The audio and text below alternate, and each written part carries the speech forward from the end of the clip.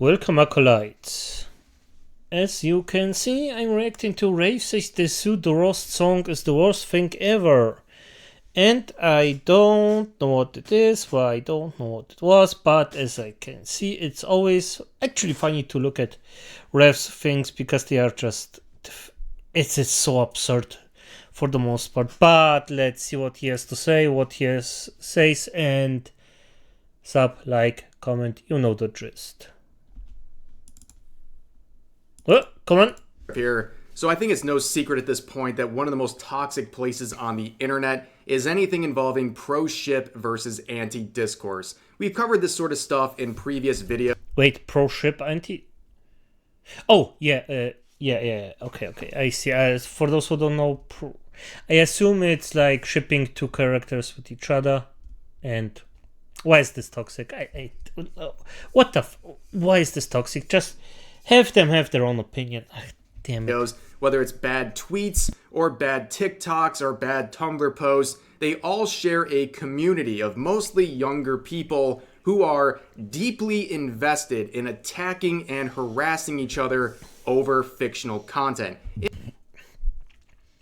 I think right now most things are young people just like to attack each other over nothing on the internet. It's really freaking sad, to be honest. In particular, the sorts of ships people have between fictional characters. Now, to answer the burning question, Rev, are you pro-ship? Of course I'm pro-ship. The shipping industry is very important to any modern economy, but nonetheless, that is going to be the topic for today. It's some insane pro-ship versus anti-takes. Now, here's the basic problem with a lot of this stuff. 90% of the people involved in this discourse who are attacking what they believe are pro-shippers don't even know the basic definition of that. Okay, what does count as pro-ship? Is any ship considered that, or am I genuinely confused now? Ships that don't count as pro-ship are unproblematic ships.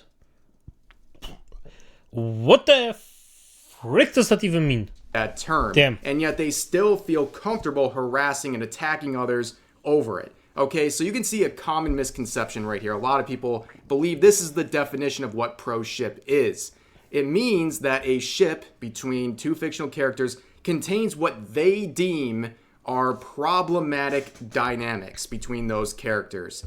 When in reality, that is not the definition of pro-ship. Pro-ship is a lot more basic. It basically means that you respect the right of others to ship whatever fictional characters together that they want. Even if that means the ships involve themes or characters that you don't like, or you even find gross or disgusting. But you allow them to have their right to ship whatever fictional characters they want because you want them to respect your ability to ship whatever fictional characters you want, because shipping fictional characters together does not harm anyone. And that is something that any reasonable adult would agree with. But we've seen tons and tons of people be harassed, sent death threats, and routinely harassed over some death threats because, oh my god.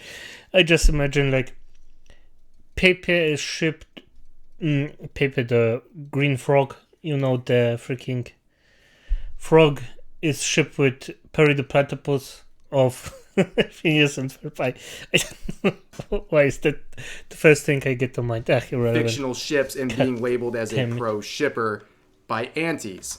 Now, you can see the kind of cringe we're dealing with here, the kind of brain rot. Here is a recent tweet saying, "Pro-shippers, your faves would hate you, by the way."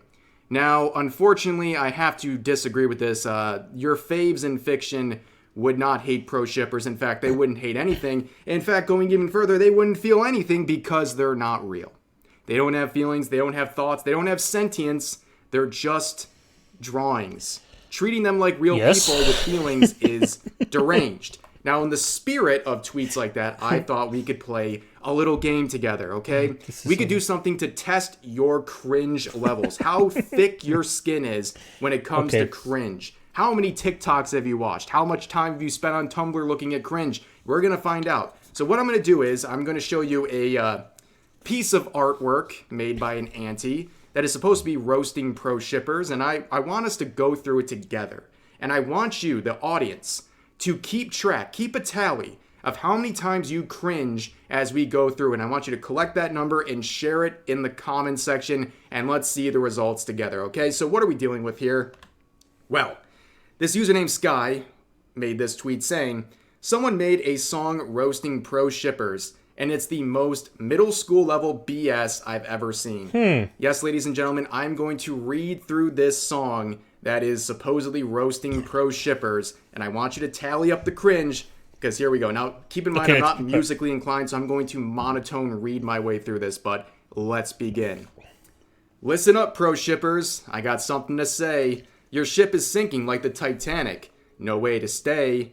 You think it's cute, but it's just plain wrong. Leaves a sour taste in my mouth, like a bad song. Roasting pro shippers. It's time to bring the heat. Their ship's about to crash. Can't you see? No need to sugarcoat. It's better to be real. Pro shipping is a joke. Let me give you the deal. Your arguments are weak. Your logic flawed. I can't believe how many of you are in awe of a ship that's just not meant to sail. All of you need a reality check. Okay, I'll be honest. I'm already over 10 and I just stopped counting. This is... Don't be frail. Ugh. Roasting pro shippers. It's time to bring the heat. Their ship's about to crash. Can't you see? No need to sugarcoat. It's better to be real. Pro shipping is a joke. Let me give you the deal. I'm not trying to be mean, but it's time to face the facts. Pro shipping just a fad that we need to give the axe. It's time to move on. Find a new ship to sail. Leave the pro shippers behind. Let's prevail. Roasting pro shippers. It's time to bring the heat. Their ship's about to crash. Can't you see? No need to sugarcoat. It's better to be real. Pro shipping is a joke. Let me give you the deal. Oh, I'm wiping the cringe off of myself. Okay, so please feel free to share in the comments section how many times you cringed. Maybe you're just like me. You've dealt with this a lot before. And Acolytes, what the freak? What the F? Are you shitting me with this song? This is... Oh my... Oh, by my freaking dark heart. This is... Oh! You have a very thick tolerance for cringe, but that's the deal for now, okay? So, yeah, share your thoughts about this chart-topping hit right here. But yeah, you know, I've seen it all before with pro ship, and a lot of this is a joke, okay, right? Like, we know that these people are just goofy as hell when it comes to, like, that song, for example. I think stuff like that's harmless and cringe and something to laugh at. But unfortunately, a lot of the things we see involving this discourse is not something to laugh at. I'm going to show you some examples of that, and they really won't shock you if you're familiar with this channel. So there's a lot more sinister connotation with pro shipping in the eyes of antis. So here's an example of a tweet with over 10,000 views saying, in quotes, pro shipping is harmless because it's not affecting real children, end quote. Yet most pro shippers get outed as groomers and predators. But how many antis have, huh? Who's going to tell them? Okay, so number one, this idea of yet most pro shippers get outed as groomers and predators with absolutely zero evidence of this. I'm just going to say it like this. Watch the other videos and how many actual antis got caught because they are, well, the P word, the actual monsters here. And so imagine, what would probably be hundreds of millions of people across the planet. You're saying most of them would be outed? No. And also, if you've been around this channel or anything related to my sort of content on places like Twitter, you know there is a floating archive of dozens, if not into the hundreds, of antis who have been outed as actual real-life predators, okay? Yep. There's projection, and a lot of it is not just some pattern. It's becoming very, very noticeable, a noticeable routine. Because remember, if you see something, it's 1 point. If you see the same thing a second time in the same group, it's a second point. If you have the three things that the point comes out again in the same thing, that's a line. And a line shows a pattern. And a pattern is something you can look at. So, think about that. appearance of people canceling others and labeling them predators over drawings who end up getting outed as real-life predators themselves. So it's hardly surprising when we see bizarre interactions like this. So the Daily Dose of Discourse, their Twitter account, made this poll, or saw this poll, where it was asking who's winning in terms of who's better, right? And my God, self-harm Twitter versus pro-shipper Twitter. They're basically saying that self-harm Twitter is better than pro-shipper Twitter. Now, if you don't know what self-harm Twitter is, God bless you, you're doing well. Self-harm Twitter is basically a place on places like Do I want to hear? Yes, I Twitter, have to hear. Tumblr, and alike, where self-harm is the main topic. Okay, this is, I don't mean to make anyone uncomfortable, but to describe it, it is a place that not only encourages, it also glorifies and even sexualizes self-harm. And not only that, that sort of corner of the internet is rampant with children and predators taking advantage of them. It is the worst place in the internet. Okay, there's the 5 pillars of hell on the internet. Self-harm Twitter's got to be there. Okay, it's very disgusting stuff. Okay, if you're in there for some fucking reason, just get out. Like, come on, like, so, not things like that. Acolytes, no, you can, no. And going through this whole reaction to this, people are like, my God, this is so terrible. Where the main account says, literally too stunned to speak right now, and they're a recovering self-harm addict. Where this auntie would reply, relapse. Basically encouraging them to harm themselves once again. This is to a real human being, and this is beyond disturbing. I don't have this is like, people like that just should be shot on the place. Like, I know it's it's harsh, but come on. If you have some people that actually are like, hey, come on, do it, just harm yourself, do it. Like, you are harming innocent people by that, or people that are just weaker than you. Just get the F out. Get deleted, honestly. Fuck you. Get a life. Like, of course, it could be a child that's just edgy, but really, if you write something like this on this thing, just go to a therapist. Damn it. To explain to you why this is so disturbing. And people would say, wow, that's low. And you think you're on the moral side. Damn. And they said, never said that I'm on the moral side. I just don't like people with weird poontang addictions. Yep.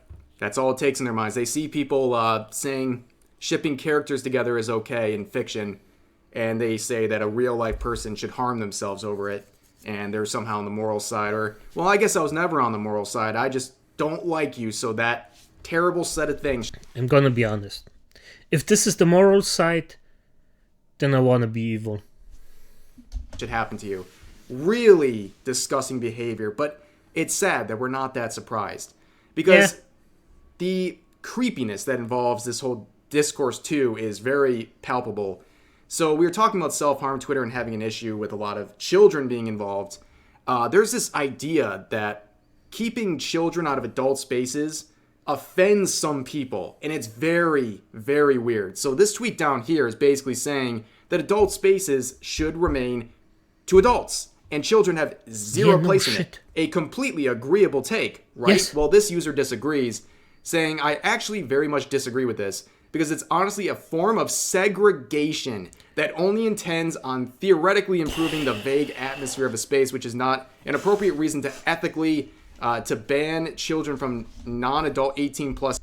Yeah, I am sorry. Like, why wouldn't you show the name? Why not?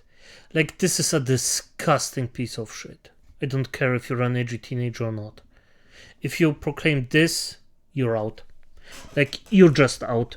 The moment you harm kids in any way, you're done, in my opinion. You're just like, spaces. Out. I don't care if there's not any sort of like a sexual theme or anything, but if there's an adult space, children have no place being there.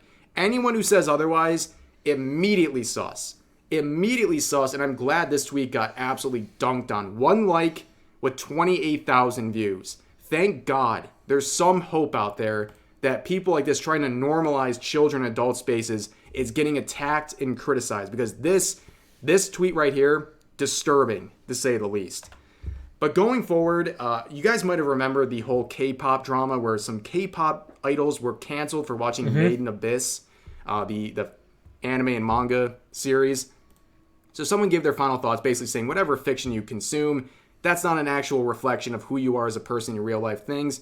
And this person says, as someone who's taken multiple courses on media and social behavioralism as it's a requirement for my major, no matter how much you guys like to deny it, fiction is influenced by reality and fiction affects reality. In fact, your interest of your creation is often a reflection of you. Well, you're failing your classes, obviously. You're not passing your classes if you believe those things. There's absolutely no proof to suggest any of this is true. And I don't care if you're going to your Intro 101 philosophy class. You don't know better than experts, and you don't have anything to back it up. So True. I can't believe anyone would tweet this. It's embarrassing. But it has almost 4,000 likes on it. But here's a much more appropriate take. This person says, in quotes, what you consume in fiction defines who you are, end quote. Some of you consume shows with moral lessons, but you guys always turn out to be some of the most horrible human beings that walk the earth. What you consume in fiction doesn't define who you are, but it's how you treat other people. Correct. And that is the best way to end this video. What you consume in fiction does not reflect who you are as a person in real life. Your actions as a person, the words and the things you say to other people is what defines you. And as you can see with a lot of these antis, they consume content that should tell them to be a better person, and yet they are telling real-life human beings to harm themselves and that they deserve bad things to happen to them because of the fictional content they consume. And they actually support, like, the fiddlers of the children if they're just not the greatest things that can make the things easier that those people make. So, though, That's going to do it for this video. I hope you guys enjoyed a little pro-ship anti-discourse. Okay, so as it is, damn it, like, honestly, F me, like, those, pro-shippers, damn, those are some terrible people. Just, no, sorry, cancel that. Not pro-shippers, the antis, they are some of the worst people on this world, but as it is, good night.